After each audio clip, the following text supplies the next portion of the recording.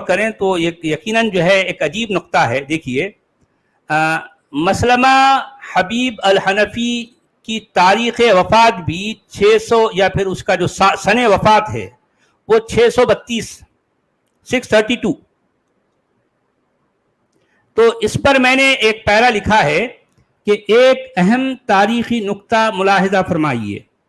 6 صدی عیسوی کے وسط میں جزیرہ نماء عرب کے اندر مسلمہ بن حبیب الحنفی المتوفا 632 عیسوی نامی ایک شخص گزرا ہے. اس نے بھی نبوت کا دعویٰ کر رکھا تھا، جس کو ابن ہشام جیسے مزور و مدلس شخص نے مسیلمہ الکذاب کے نام سے شہرت دلائی ہے. ابن ہشام نے مسلمہ بن حبیب الحنفی کی خوبیوں اور عمدگیوں کو بھی خامیاں اور کمزوریاں قرار دیتے ہوئے یہ باور کرایا ہے کہ مسیلمہ کے پاس چونکہ اپنے دعوی نبوت کی تائید و طرفداری میں مطلقاً کوئی روشن دلیل پائی نہیں جاتی تھی، لہذا مسلمہ بن حبیب الحنفی ایک جھوٹا مدعی نبوت تھا اور اسی وجہ سے اس کو مسیلمہ الکذاب کہا گیا ہے. اچھا، کیا ہمارے پیارے پیارے پیارے پیارے آقا کے پاس اپنے دعوی نبوت کو لے کر کوئی روشن دلیل پائی جاتی ہے؟ تو اسلام پائلٹ جی پائی جاتی تھی؟ روشن دلیل تو کوئی نہیں ہے ہمارے پاس، نہیں ہے نا، کوئی بھی نہیں. تو اس اعتبار سے اگر آپ دیکھیں گے بالکل نیوٹرل ہو کر تو دیکھیں کہ ایک دوڑ کے لیے دوڑ کے میدان میں 2 شخص دوڑے، ایک شخص کسی وجہ سے کامیاب ہو گیا، ایک شخص نہیں ہوا. آپ یہ کہیں گے نا، اور کیا کہیں گے؟ بالکل مالی اسباب ہے نا. اچھا، نبی صلی اللہ علیہ وسلم اپنی 13 سالہ محنت و جافشانی کے بعد بھی اپنے علاقے کے 86 سے زیادہ افراد کو اپنا ہم نوا نہ بنا پائے، جبکہ یہ مسلمہ الحنفی نامی شخص اپنی فکری لیاقت، شخصی وجاہت اور ذاتی قابلیت کے بل بوتے پر اپنے علاقے کے 40,000 نفوس بشریہ کو اپنا ہم خیال اور رفیق کار بنا چکا تھا. یہ سب ساری باتیں آپ کو تاریخ میں مل رہی ہیں. عباسی تاریخ نگاروں کا اس مسلمہ الحنفی کی بابت یکسر منفی اور تردیدی رویہ صرف اس لیے تھا کیونکہ مسلمہ الحنفی کی ہستی اور حیثیت نبی صلی اللہ علیہ وسلم کے دعوی نبوت کے راستے میں ایک رکاوٹ اور چنوتی کا باعث تھی. عباسی تاریخ نگاروں نے عبد العزہ بن عبد المطلب المعروف ابو لہب اور عمرو بن ہشام بن المغیرہ المعروف ابو جہل جیسے اشراف مکہ کے ساتھ بھی یہی گھناؤنا وتیرہ اپنایا ہے. اس کا صاف مطلب یہ نکلا کہ ان عباسی مسلمانوں کے نزدیک ہر وہ شخص قبیح اور معیوب ہے جو ان کے فرضی نبی کو سچا نبی نہ مانے، بھلے ہی اس نبی کے پاس اپنے دعوی نبوت کی تصدیق میں کوئی ایک بھی دلیل نہ پائی جاتی ہو. عراقی تجزیہ نگار جمال علی الحلاق کی کتاب مسلمت الحنفی قراءہ فی تاریخ محرم، ایک کتاب ہے عربی میں، اس کتاب کا عنوان ہے وہ یعنی اس تاریخ کا مطالعہ جو ہم پر ٹیبو ہے، ہم پر حرام کر دی گئی. یہ اس کتاب کا عنوان ہے. یہ ایک عراق کا جو ہے ایک رائٹر ہے، اس نے اس حوالے سے ایک کتاب لکھی، وہ کتاب عربی میں ہے. تو اس رائٹر کے بموجب مصنفین قرآن نے کلام مسلمہ سے بھی ضرور کچھ اخذ کیا ہے، بہت کچھ لیا ہے. اچھا، یہ گمان غالب ہے کہ لفظ اللہ کا متبادل وصف اور رحمان اصل میں مسلمہ ہی کی سوغات ہے.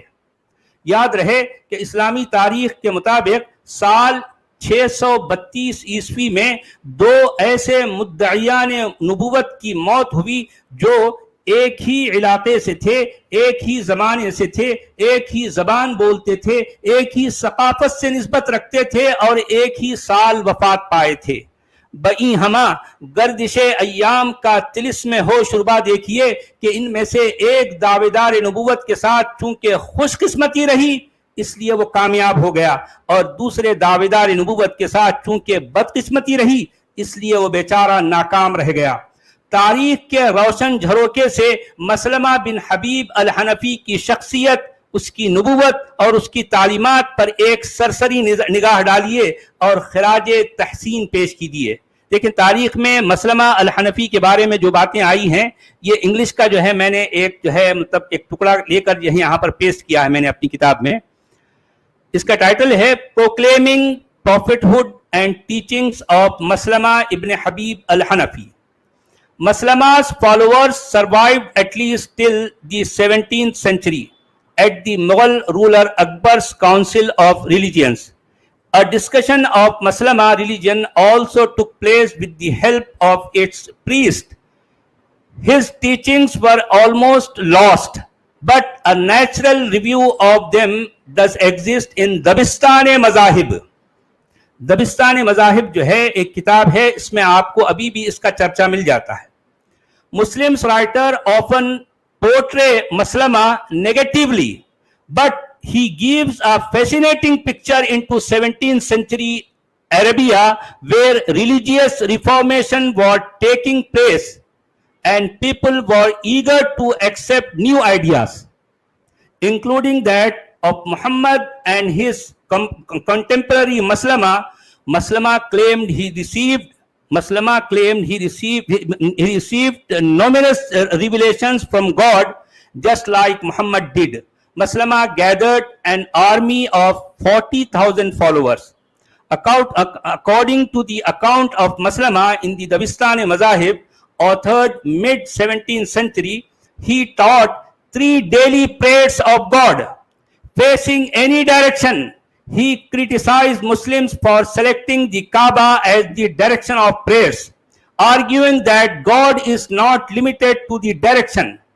Maslama declared that the Kaaba was not the house of God because an all-powerful God has no house at all.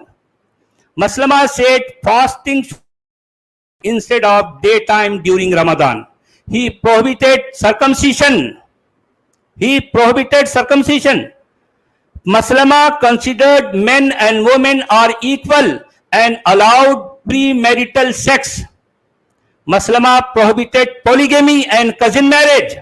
Maslama declared that any slave who converted to his religion would become free. Maslama stated that Iblis did not exist because a fair and merciful God would not allow a being like Iblis to throw people into error.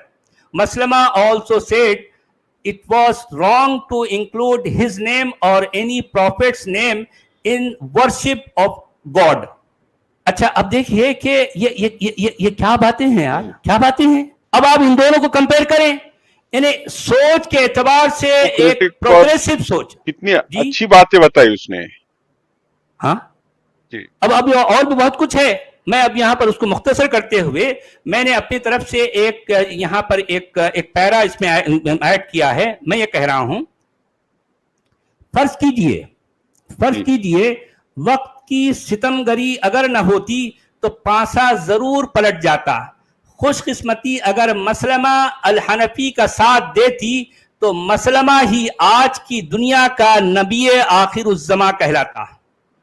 اور اس کے مد مقابل جو دوسرا مدعی نبوت تھا وہ مذمم الکذاب سے ملقب ہو کر تاریخ کے گھنگور اندھیروں میں گم ہو جاتا ہے.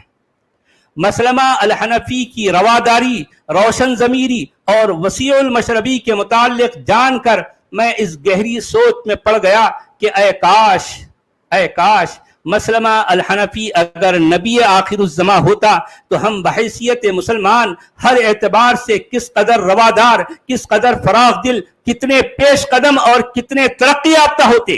میرے عزیز بھائیوں, ادیان و مذاہب کا معاملہ ایک نجی نظریہ یا ایک زاویہ نگاہ سے زیادہ کچھ بھی نہیں. مثلا گنتی کا ایک ہنسا ہے 9. اس ہنسے کو جس سمت اور جس مقام سے میں دیکھ رہا ہوں یہ ہنسا مجھے 9 دکھ رہا ہے. یہ ہنسا مجھے 9 دکھ رہا ہے, جبکہ میرے روبرو ٹھہر کر اسی ہنسے کو جس سمت اور جس مقام سے آپ دیکھو گے تو یہ آپ کو 6 نظر آئے گا. یعنی ہنسا تو ایک ہی ہے, بس زاویہ نظر کے بدل جانے سے وہ ہمیں بالکل الٹ دکھائی دینے لگا. کہنے کا مطلب یہ ہے کہ محض لوگوں کی لکھی لکھائی تاریخ کو بنیاد بنا کر کسی مردہ شخصیت کے نام و ناموس پر، کسی مردہ شخصیت کے نام و ناموس پر زندہ انسانوں کا قتل و خون و خرابہ کرنا، ذرا سوچئے کتنی